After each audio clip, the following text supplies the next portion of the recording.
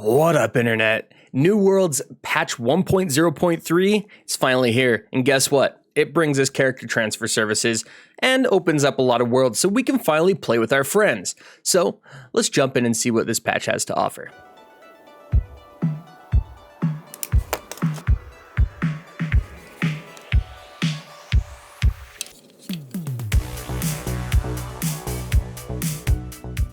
New World Update 1.0.3 Server Transfer Details.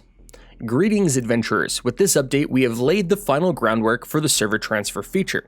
We've also included a swath of bug fixes, thanks to all of those who helped us track down these issues through their reports on the official New World forums. I've got a bug that I think has probably already been reported, but we'll talk more about that later.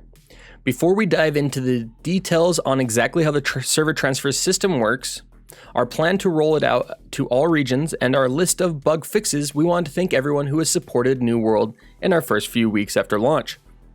To show our appreciation for your patience, we are granting all players the Stoic in-game title. This title is meant to thank all those who, as the title descriptive states, showed solid resolve in the face of epic wait times. The title will automatically be granted to your character, blah, blah, blah, blah. They're kind of cool when they're achievement based, but when it's something that everyone just gains, it's kind of lame in my opinion. There's no real reason for it other than just to say that they gave it to us. But that's kind of cool, I guess. We've also added the waiting emote to the in-game store for free as an additional thank you. To claim the emote, navigate to the in-game store, select the emotes tab, and there you'll find the waiting emote available for free. Let's give it a check. Hand on the hip, tapping the toe. Okay, yeah. I half expected it to be the John Travolta like what? Where what? But it's fine. It's fine. Spotlight, character server transfers. While we want everyone to find their long-term home and return them as soon as possible, we also want to ensure that the process is safe and ready for everyone to use. We've been hard at work on the feature and testing it for the past 2 weeks. But because this feature is brand new, we have decided to take a safe, incremental approach to rolling out transfers to all players. The question I have is, in the year 2021, where there has been over 2 decades of MMOs, why is this not a service that was part of the launch of the game? I know that they pushed back the launch date in order to get a lot of things that they wanted correct, like adding dungeons and stuff like that, but I feel like character server transfers is like a core feature to games, and I don't know why it wasn't launched with this. I just really don't understand. When all worlds are back online from downtime, our plan is to monitor the framework we created without turning transfers on immediately. Once we have confirmed that the framework holds up at scale, we will turn on character server transfers in the Utopia world first, in the AP Southeast region. So they're only turning it on one server, and that will be the testing grounds. We will closely monitor transfers in this world, and if anything out of the ordinary occurs, our team will need to make manual interventions. Makes sense. If all goes well, we will turn it on for the rest of the AP Southeast region and continue monitoring. If after 8 hours our team hasn't discovered any issues, we will fully deploy character server transfers to other regions. Thank you to our AP Southeast players for helping us ensure this feature is ready for the worldwide rollout. And thank you for everyone for your understanding and patience. Please stay tuned to @PlayWorld and their forums for the latest updates. Fantastic. Please review the video and FAQ below so you can understand how the transfer process will work, the limitations, and how it impacts your character. Each player will receive 1 free character transfer token. Let's check out the video showing us how to do the actual service.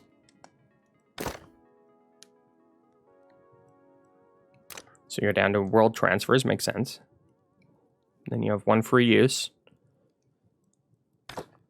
Gives you some notifications. So they did create some background world sets so they could actually create this video. They actually have like a "are you sure" kind of information. Fantastic. Seems solid. These are all questions that they've already answered before with the last post that I made a video about. You guys can check that out. I can't point all the way up to that corner, but up in this top left corner. I already reviewed all of that information. So, General implemented final piece of the server transfer framework, added improvements to the world selection UI, added clear messaging when a player is kicked due to going AFK or violating the EAC, added clear messaging when stacked discounts are present, such as territory standing and faction discounts on property taxes. I bet that was kind of confusing for those who were getting multiple discounts. And we're like, why?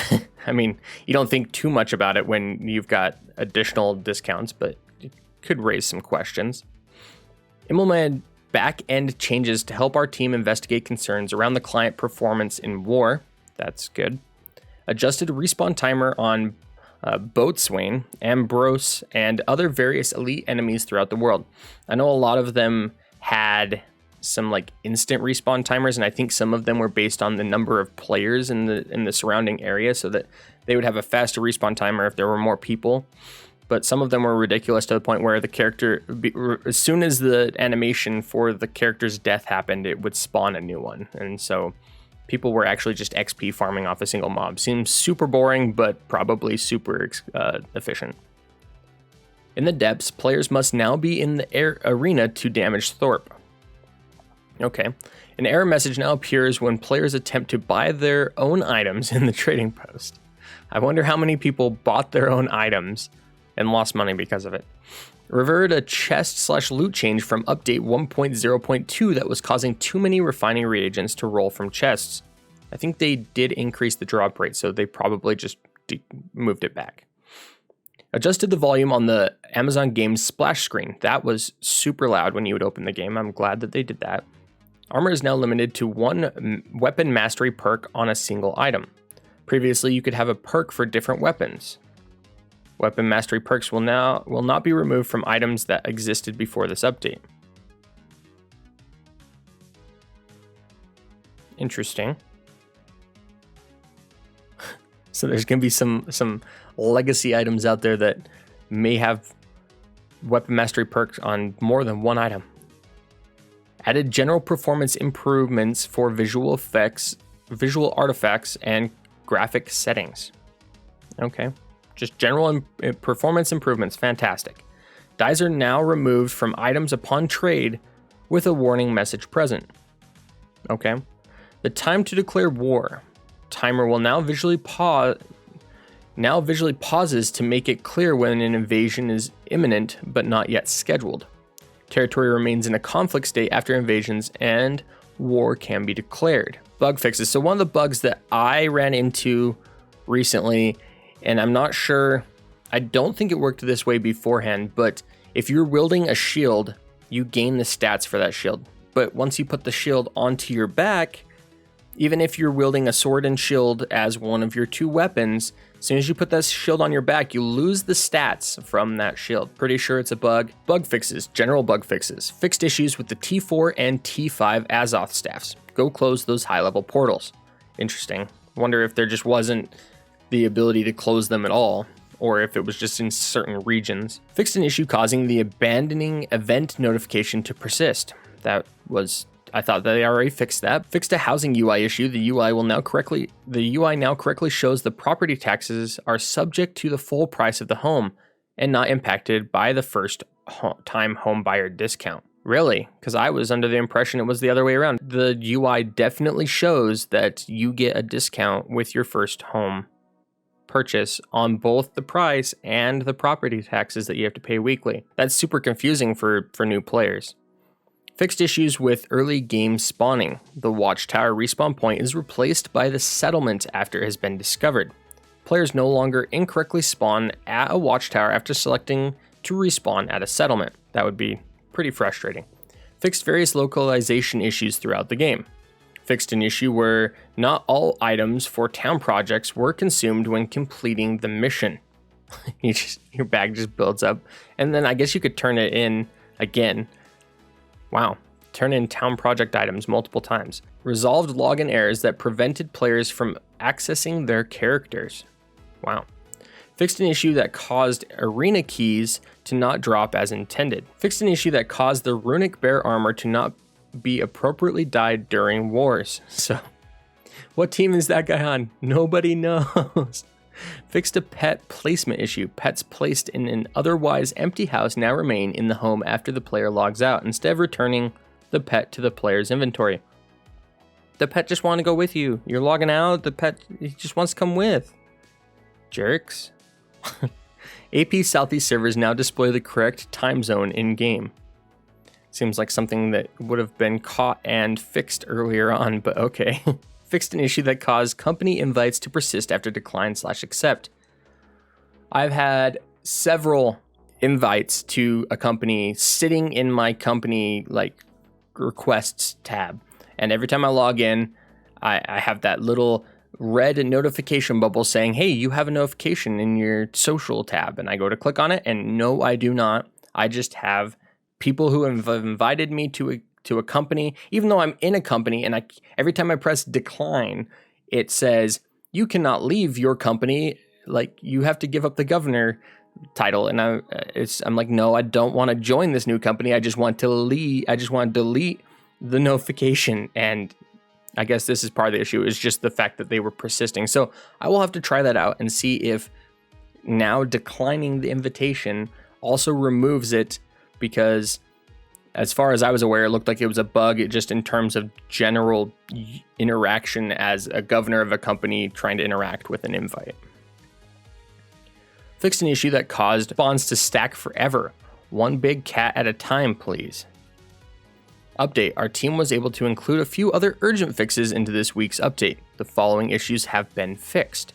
Fixed an issue that caused holding and dragging around the client while in windowed mode to constantly re-trigger invincibility. Hats off to those who are playing in windowed mode and discovered that they can gain invincibility. Fixed an issue that caused taxes to not go into the controlling company's treasury. Okay, so the entire town just lost money. Fixed an issue that caused penalty length for suspensions and bans to say over a year.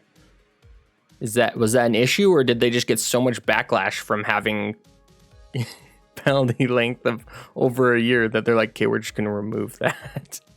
Fixed issues with companies not receiving some territory taxes. Additionally, we discovered that our fix for the issues with titles and achievements not always updating correctly will need some additional work, and we've removed it from the list.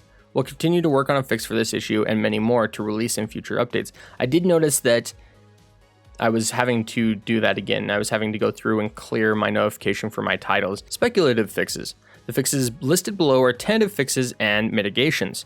Our goal is to get these changes out and see if issues persist, so we can continue to work on them and address in a future update if necessary. So they're just saying, hey, we know these things exist and we're working on it. Worked to fix an issue where wars and invasions kicked off earlier than scheduled. Weird. Fixed an issue where not all settlement stations upgrade as intended when town projects are completed. So are they supposed to upgrade immediately? Or I thought it was part of the controlling company's job to go in. Players should no longer become stuck when entering or exiting an instance. If a player reconnects and their character is dead, the respawn screen is open with respawn options available. Players who are currently stuck need to contact customer support to have their character unstuck. It looks like you can't use the unstuck feature in an instance. Is that true? I haven't had to try and do that. Wow. How annoying would that be? Additionally, this web page has been added to their website, server queue size, so that you can see the population levels of select servers in your region and other regions if you wish.